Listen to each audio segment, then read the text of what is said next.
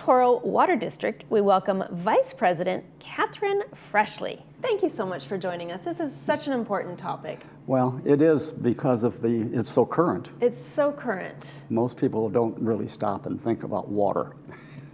You're absolutely right, and it is our most precious resource. Yeah. And hey, without water, you don't have life.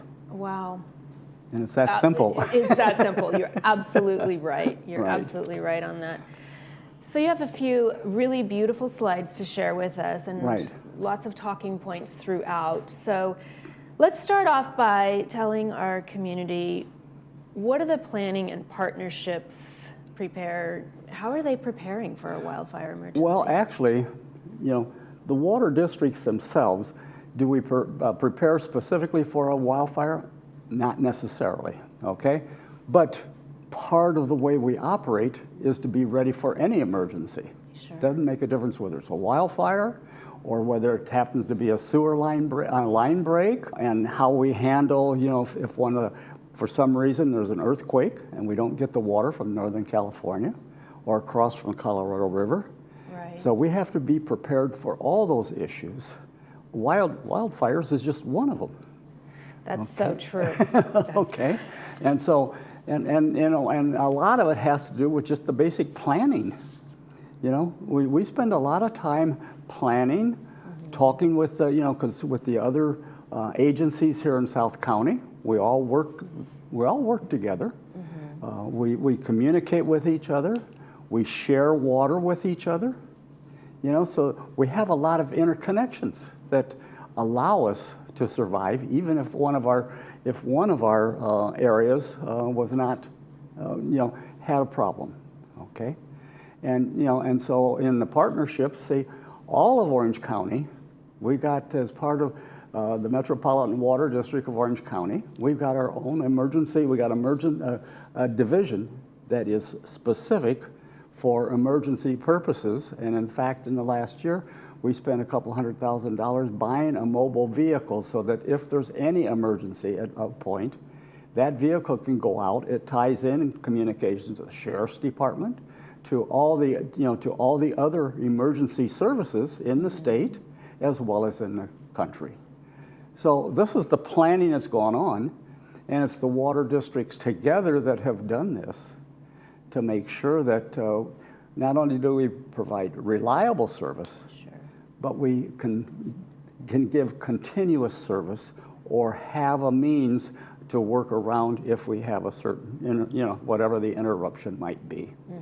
And we go through tabletop exercises. Our people, from MODOC come in and almost, I would say, at least once a year with our district. They will hold a tabletop exercise in how are you going to respond to this issue? How are you going to respond to that issue?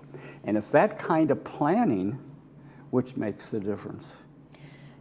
Catherine, has all of this planning been in place, or is it as a result of... No, it's been in place for years. It's been in place for years. Yeah, it's just we're continually improving it. And one of the things like on the interconnections, which gives us the reliability, we have the interconnections with the other 5 agencies, and we have 3 different sources of water. I'll hit that a little bit later, but so that we can operate, we send water to each other, Molten Miguel to Santa Margarita, between Irvine, we're connected to all of these. So if we have a problem, we can get water from the other districts without anything special other than just opening a valve. Right. Okay? So what are those sources of the water supply? El Toro is relied strictly on imported water. We don't have an aquifer under South Orange County. See, North Orange County, you probably have heard about, all the cities up there.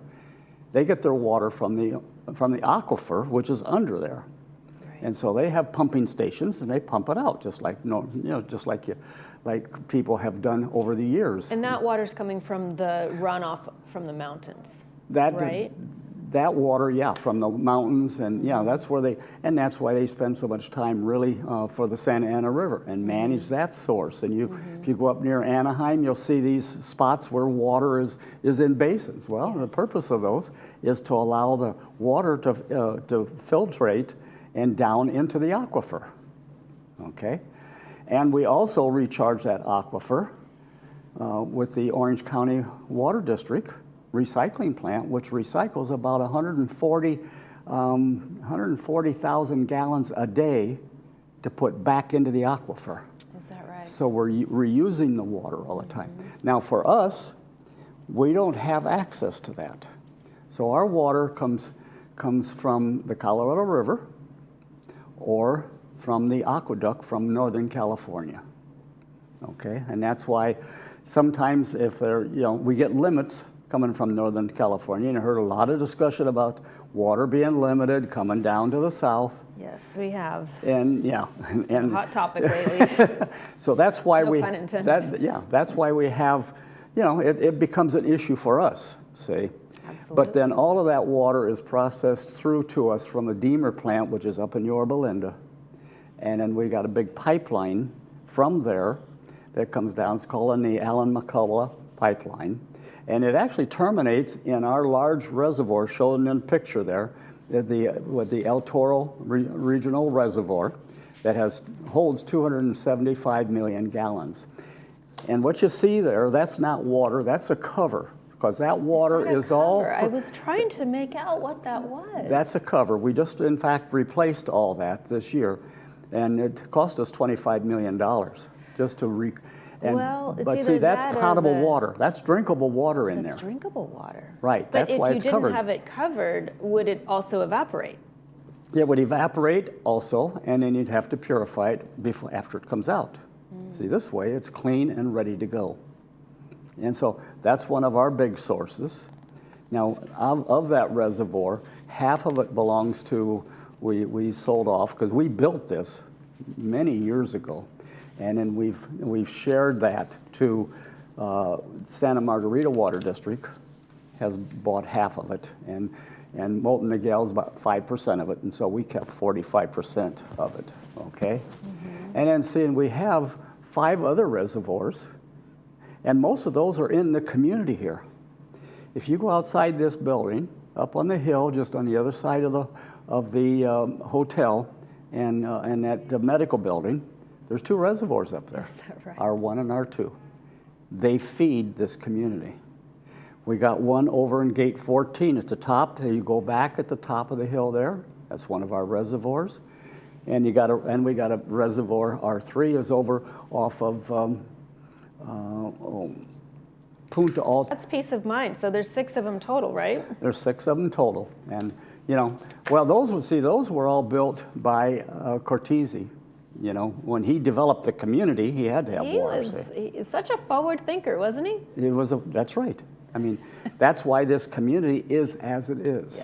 Yes. Okay. Catherine, tell us real quick about the emergency backup power also. Well, in many of our facilities, for water, you always have to have it. You don't have life. Right. For the sewer part of it, because we also do sewers, we can't have any spills. So if we have a problem, you got to be able to pump water, and you got to be able to pump your sewage.